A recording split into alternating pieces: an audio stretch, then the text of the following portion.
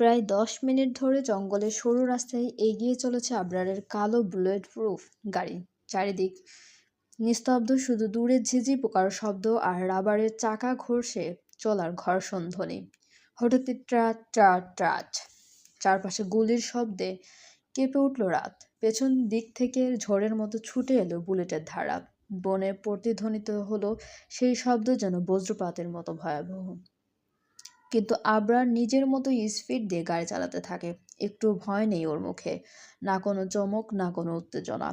চোখ দুটো সামনের দিকে স্থির, গালে আলো পড়ে যেন বরফের মতো শান্ত, অথচ আগুনে ঝলসানো।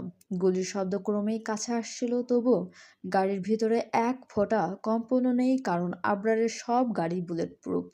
আর ভয় নামের জিনিসটা এরিক আবরার খানের জীবনে জায়গা পায় না।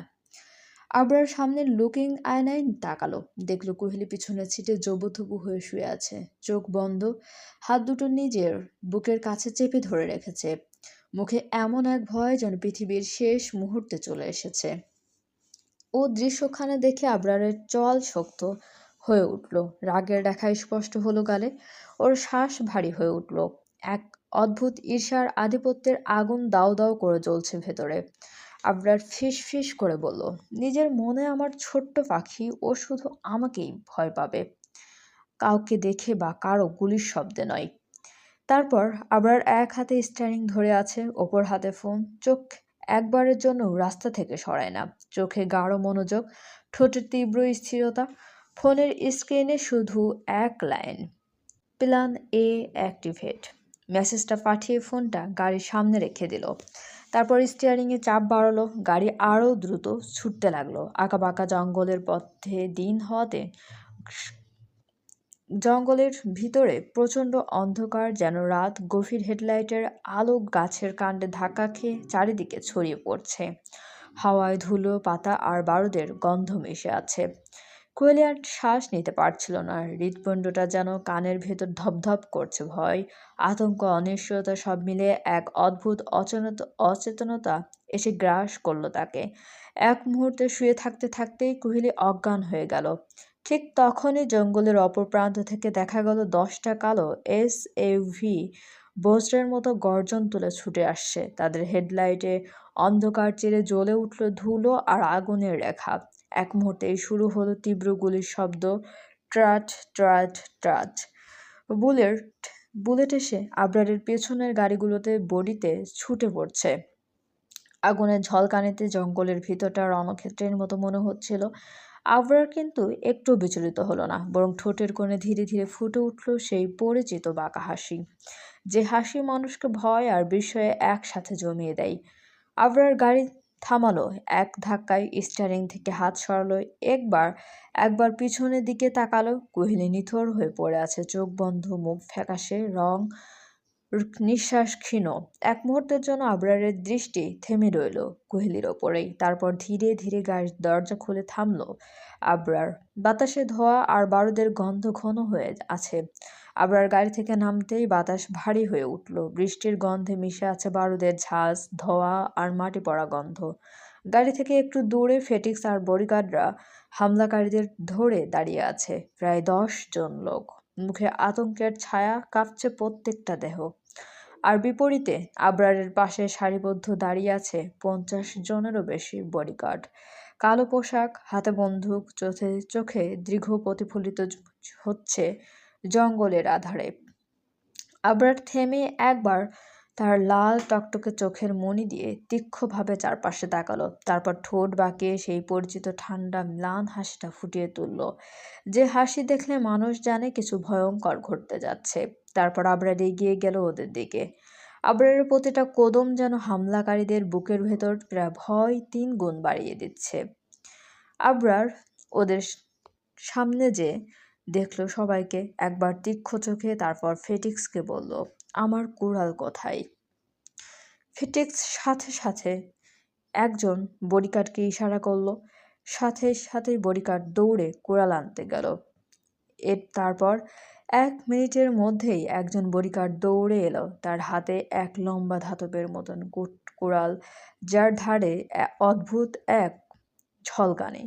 ওটা শুধু কোনো অস্ত্র নয়, বরং আবরারের ক্ষমতার প্রতীক, যা দেখে শত্রুরা বোঝে এখানেই তাদের শেষ। বডিগার্ড কুড়ালখানা আবরারের হাতে দিল।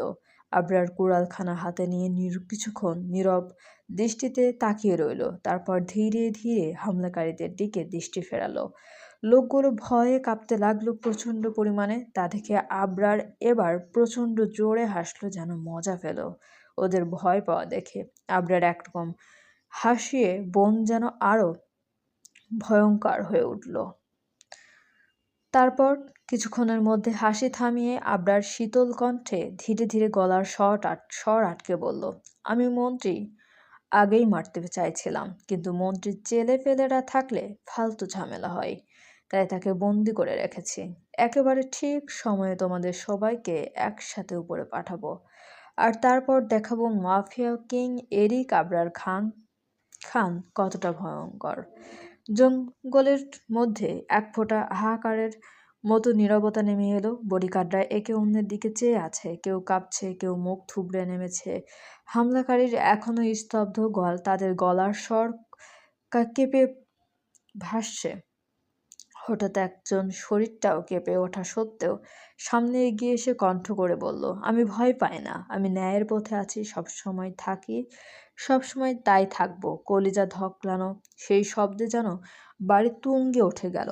আবরারের চোখ ঝট করে লোকটাকে অনুসন্ধিৎসু বরবাদ দৃষ্টিতে মেপে নিল। আবরারের মুখের যেন মৃদু এক হাসি ফুটে, কিন্তু হাসিটা কোনো সুখের নয়, বরং তিক্ত দাবানলের আগে ফুটে ওঠা এক ক্ষুদ্র আগুন।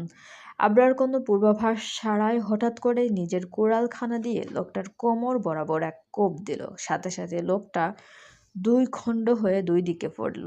বাকি 9 জন আরো বেশি ভয় পেল। আবরার বলল, এইগুলোকে নিয়ে আমার আইন গড়ে নিয়ে রাখো ফিটিক্স, সব কয়টাকে একসাথে দেখে নেব, আর এদেরকেও এদের প্রিয় মন্ত্রীর সাথে দেখা করার সুযোগটা দাও। কথাখানা বলেই আবরার কুড়ালখানা এক বডিগার্ডের হাতে দিয়ে গাড়ির দিকে এলো। গাড়ির চাকার ঘর্ষণ আর পেছনের বনভূমির ঝিঝির ডাক কুয়াশা যেন ছায়ার মতো ঘেঁষে আছে পুরো জঙ্গল জুড়ে। গেট খুলে দেওয়া মাত্রই কালো এসইউভিটা ধীরে ধীরে ঢুকে গেল বিশাল এক প্রাসাদের সামনে।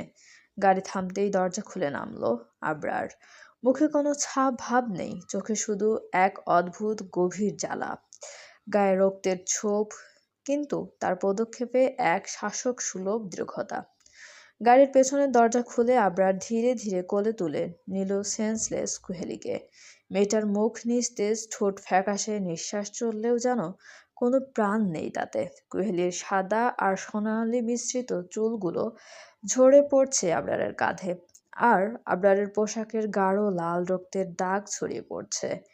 বাড়িটার চারপাশে বডিগার্ড মতো দাঁড়িয়ে আছে 3000-এরও বেশি বডিগার্ড। কালো পোশাক, কানে ওয়্যারলেস, হাতে অস্ত্র, মৌমাছির মতো ভন ভন করছে চারপাশে। গাড়ি থামতেই তারা সবাই একসাথে সোজা হয়ে দাঁড়ালো, চোখে আতঙ্ক, মুখে কোনো শব্দ নেই। আবরারের উপস্থিতি যেন নিজেই এক শাসক। কেউ কিছু বলার সাহস পেল না।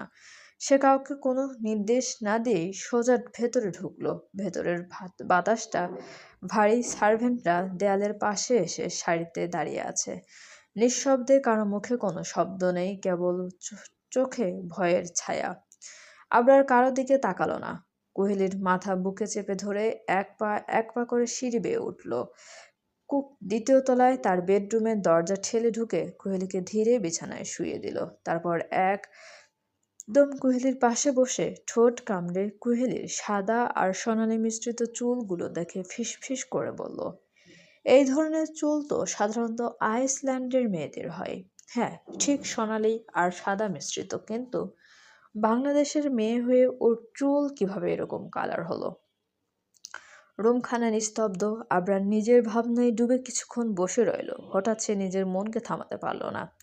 নিজের মধ্যে চেঁচিয়ে উঠল, আজকে এই মেয়ে যেখানের হোক, এসব নিয়ে আমি কেন ভাবছি? সে মাথা নাড়িয়ে নিজের ভেতরের এই অযাচিত ভাবনার বিরক্ত হলো। তারপর পাশের টি টেবিলের ওপর রাখা পানির গ্লাসটা তুলে নিল, তারপর হঠাৎ কুহেলির মুখে পানি ছিটিয়ে দিল। কুহেলির মুখে পানি পড়তেই নড়ে উঠল, আর কিছুক্ষণের মধ্যেই চোখ জোড়া খুলে ফেলল। আবরার তার চিরচেনা ম্লান হেসে বলল, welcome to my home, my fucking squab. কোহেলির চোখ বড় হয়ে উঠল, কাঁপতে কাঁপতে বসে রইল। তার শরীর কাঁপছে, নিঃশ্বাস থমথমে, চোখে ভয় আর বিস্ময়ের এক অদ্ভুত মিশ্রণ। আবরারের হাসি খানা যেন রুমের বাতাসে প্রতিধ্বনি করছে, রুমটা যেন তার উপস্থিতিতে গরম হয়ে উঠল। কোহেলি চুপচাপ, শুধুই কাঁপছে, তার শরীরের প্রতিটি স্পন্দন যেন আবরারের চোখের সামনে খেলা করছে। আবরার এবার পানির গ্লাসখানা আগের জায়গায় রেখে কোহেলিকে এক টানে নিজের কোলে বসালো। কোহেলি নামার জন্য ছটফট করতে থাকে। আবরার বিরক্ত হয়ে কোহেলির গালে জোরে দাঁত বসিয়ে দেয়। সাথে সাথে কোহেলি স্তব্ধ হয়ে যায়, তবে চোখ দিয়ে অনবরত অশ্রু পড়তে থাকে। কোহেলি স্তব্ধ হয়ে যেতেই আবরার ওর গাল ছেড়ে দেয়, তারপর কোহেলিকে ভালো করে নিজের কোলে বসায়। ওর দুই পা দুই দিকে দিয়ে আর এক পা আর এক হাত দিয়ে কোহেলির কোমর সজোরে চেপে ধরে কোহেলির ব্যথায় চোখ খিচিয়ে নেয়। এখন আবরার আর কোহেলির মধ্যে আর কোনো দূরত্ব নেই। আবরার দেখে কোহেলির পাতলা গোলাপি অধরখানা তীর তীর করে অসম্ভব পরিমাণ কাঁপছে। আবরার আর নিজেকে কন্ট্রোল করতে পারে না, নিজের অধরখানা দিয়ে কোহেলির অধরখানা দখল করে নেয়। কোহেলি আর বাধা দেয় না, এভাবে চলতে থাকে প্রায় 10 মিনিটের মতো। তারপর আবরার নিজের থেকেই কোহেলির অধর ছেড়ে দেয়, সাথে সাথে কোহেলি লম্বা লম্বা শ্বাস নেয়।